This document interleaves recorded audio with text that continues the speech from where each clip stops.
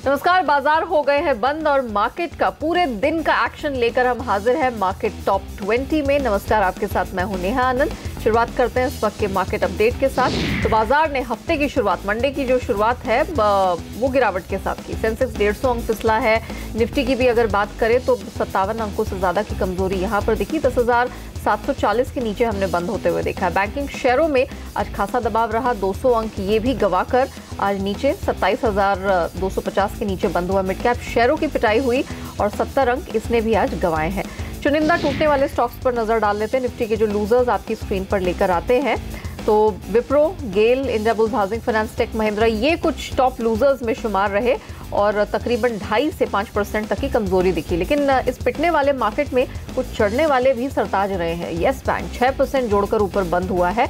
इसके साथ ही सन pharma, Infy, Maruti Suzuki ये भी 1.5 से 3% तक की मजबूती बनाने में कामयाब रहे हैं। जेट एयरवेज की बात करते हैं। इनके चेयरमैन नरेश गोयल पद छोड़ सकते हैं। नेटवर्क 18 को एक्सक्लूसिव जानकारी मिली है कि नरेश गोयल बोर्ड से इस्तीफा दे सकते हैं और नरेश गोयल के बेटे निवान गोयल पद संभाल सकते हैं। साथ ही जानकारी है कि रिस्ट्रक्चरिंग के बाद जेट एयरवेज में नरेश गोयल का हिस्सा 20 से 25% तक घट सकता है, जबकि वोटिंग राइट्स 10% पर सीमित किए जा सकते हैं। येस बैंक में भी एमडी और सीईओ की नियुक्ति पर सफाई से शेयर में जोरदार तेजी देखने को मिली। बाजार को उम्मीद है कि जल्द ही नए एमडी और सीईओ की नियुक्ति हो जाएगी। बैंक ने पिछले हफ्ते ही रिजर्व बैंक को एमडी और सीईओ पद के लिए सुझाव भेजे थे। वहीं बैंक ने ब्रह्मदत्त को नॉन एग्जीक्यूटिव चेयरमैन भी नियुक्त किया है।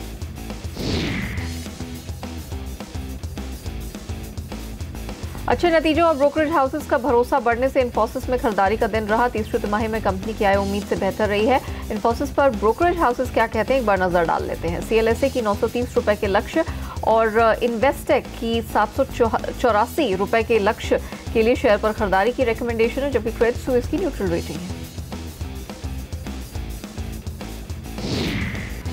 कमजोर नतीजों की वजह से एवेन्यू सुपरमार्ट के शेयर में जबरदस्त पिटाई होते हुए दिखाई दी। तीसरी तिमाही में कंपनी के मार्जिन पर प्रेशर देखने को मिला, जबकि मुनाफा अनुमान से कुछ कम रहा है। आय में 33% की बढ़त होने के बावजूद मुनाफा सिर्फ 2% ही बढ़ा है। जी एंटरटेनमेंट के नतीजों पर बाजार की नजर रहेगी। तीसरी तिमाही में कंपनी का मुनाफा 36% बढ़कर 438 करोड़ रुपए रहने का अनुमान है। वहीं आय में भी 15% के उछाल की उम्मीद है। मार्जिन में तकरीबन 1% का सुधार देखने को मिल सकता है। एमएनएम ने साफ कर दिया है कि इस साल ट्रैक्टर वॉल्यूम ग्रोथ 10% से कम होगी। एमएनएम के एमडी पवन गोयनका ने एक्सक्लूसिव बातचीत में कहा कि 10% ग्रोथ भी अच्छे मॉनसून की सूरत में ही देखने को मिलेगी। अभी काफ़ी हाई हमारे इंडस्ट्री वॉल्यूम है। ट्रैक्टर इंडस्ट्री साइक्लिक इंडस्ट्री है। हम सब ये सोचें कि हमेशा अच्छी 10-12% ग्रोथ होती रहे, गुड एक्सपेक्टेशन, बट होगा नहीं। वो डाउन साइकिल अगले साल होगा या उसके अगले साल होगा, ये कहना मुश्किल है। डिपेंड करता है थोड़ा बहुत मानसून के ऊपर। नीति आयोग के वाइस चेयरमैन राजीव कुमार ने हमसे खास बातचीत में कहा कि सरकार क्रूड आयात पर निर्भरता कम करने के प्रयास कर रही है और इसी कड़ी में सरकार इथेनॉल ब्लेंडिंग की मात्रा बढ़ा रही है। सरकार का फोकस है अपने जो ये हमारी एनर्जी है, ऊर्जा के आयात पर अपनी निर्भरता को कम करना। हर संभव कदम हम लोग उठाएंगे और उठा रहे हैं और इसी परिप्रेक्ष्य में है कि ये मेथनॉल और इथेनॉल पे जो हम लोगों का फोकस है कि हम लोग जो है वो और दूसरा उसमें चलें, उसका जो मिश्रण है उसको हम बढ़ाएं, 10 से 20% तक ले जाएं और हमारा वेस्ट टू एनर्जी का भी कार्यक्रम बड़ी तेज़ी से आगे बढ़ रहा है। कमजोर आईपी ग्रोथ पर महंगाई के मोर्चे पर राहत आई है। दिसंबर में थोक महंगाई 8 महीने के निचले स्तर पर पहुंच गई है। थोक महंगाई दर 4.64% से घटकर 3.8% रही है, लेकिन इससे पहले इंडस्ट्री ग्रोथ के आंकड़ों ने निराश किया। इंडस्ट्री ग्रोथ आधे % रही, जो कि 19 महीने का निचला स्तर है। फ्यूचर ग्रुप ने 5 साल में 1 लाख करोड़ के टर्नओवर का टारगेट रखा है। सीएनबीसी आवाज के संवाददाता असीम मनचंदा से एक्सक्लूसिव बातचीत में उन्होंने रिटेल सेक्टर में किसी भी मंदी से इनकार किया है। हम नहीं समझते हैं कि कोई स्लो डाउन है। कभी ना कभी सीजन यहाँ वहाँ होते रहते हैं, कुछ चीज़ें थोड़ी बहुत यहाँ वहाँ चलती रहती है, बट मैं नहीं समझता हूँ कि कोई स्लो डाउन इंडिया में अगले 5-7 साल में आप कभी देखेंगे। आज की तारीख में तैयार फूड ज़्यादा खरीदना चाहते हैं, कुछ लोग घर पे खाना नहीं बनाना चाहते हैं। हम उसका हिस्सा कैसे बने? तो हमारी भी एक योजना है कि हम 40 रुपये में खाना घर पे कैसे डिलीवर करें, गर्म खाना। अनदर 3-4 महीनों में हम ये प्रोटोटाइप लॉन्च कर सकते हैं। ये बेंगलोर शहर में करेंगे हम पहले। हिंदुस्तान कॉपर के सीएमडी का मानना है कि अगले 6 महीने में कॉपर के दाम तकरीबन $1000 प्रति टन बढ़ सकते हैं। कीमतें लगभग $6000 पर टन पे लगभग स्थिर हैं, थोड़ा बहुत ऊपर नीचे होता रहता है, बट आउटलुक है जो कि वो पॉजिटिव है, काफ़ी अच्छा है। अभी जो एंटिसिपेटेड प्राइस है that is expected to go up to $7000 में भी पर टन। तो जो आउटलुक है प्राइस का वो पॉजिटिव है, इतना मैं कह सकता हूँ। कितनी उम्मीद करते हैं आने वाले कुछ? 7,000 जाएगा कमिंग 6 मंथ्स में। मारुति सुजुकी वैगनआर का नया मॉडल जल्द ही लॉन्च करेगी। आज से नए मॉडल की वैगनआर के लिए बुकिंग शुरू हो गई है। 11,000 के टोकन कीमत पर नए वेरिएंट की बुकिंग की जा सकती है। वैगनआर के नए मॉडल में 6 कलर वेरिएंट्स होंगे। एक नजर कच्चे तेल पर डाल लेते हैं। कच्चे तेल की कीमतों में सुबह के सत्र से ही प्रेशर देखने को मिला है। दरअसल अंतर्राष्ट्रीय बाजार में प्रॉफिट बुकिंग हावी हुई है, इस वजह से दबाव है और ग्लोबल इकोनॉमिक स्लोडाउन की चिंता अभी भी बरकरार है। उसके चलते भी कच्चे तेल की कीमतों में प्रेशर दिखा। कमजोर रुपए के बावजूद घरेलू बाजार को कोई भी सपोर्ट नहीं। एक्सपर्ट्स और भी यहां से प्रेशर देख रहे हैं। फिलहाल 3600 के नीचे कच्चा तेल उतर आया है।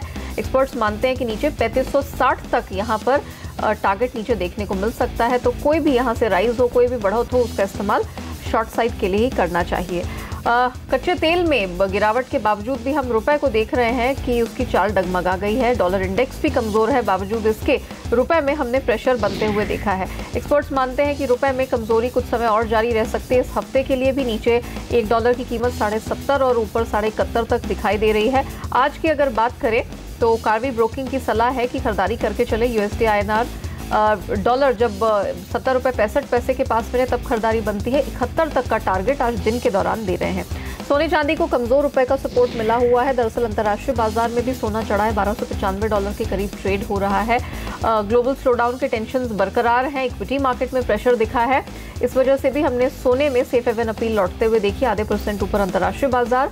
घरेलू बाजार में भी 0.5% की मजबूती है। ₹200 ऊपर M6 पर ट्रेड हो रहा है। चांदी ने भी ठीक ठाक ही स्ट्रेंथ दिखाई है। हालांकि अंतर्राष्ट्रीय बाजार में प्रेशर है क्योंकि बेस मेटल्स लुढ़के हुए हैं, लेकिन घरेलू बाजार को कमजोर रुपए का सपोर्ट है। 39,500 के करीब हो रहा है ट्रेड। खरीद की सलाह सोने और चांदी दोनों में निकल कर आई है।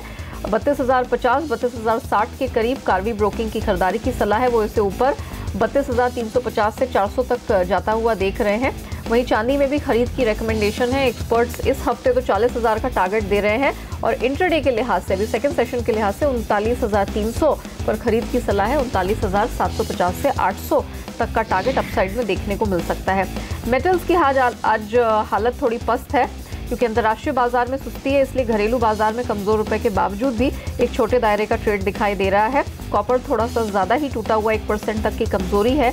₹412 के आसपास यहाँ पर ट्रेड होता हुआ नजर आ रहा है। निकेल भी प्रेशर में है, लेकिन 800 के लेवल को डिफेंड किया है। एक्सपर्ट्स मानते हैं अगर शॉर्ट की रणनीति अपना रखी है तो बेहतर है, उसी में बने रहे। 414 से 413 के पास एक शॉर्ट की फ्रेश पोजीशन खड़ी की जा सकती है। 408 तक कॉपर नीचे आज टूटती हुई नजर आ रही है। और इसी के साथ मार्केट टॉप 20 में फिलहाल इतना ही। मुझे दीजिए इजाजत।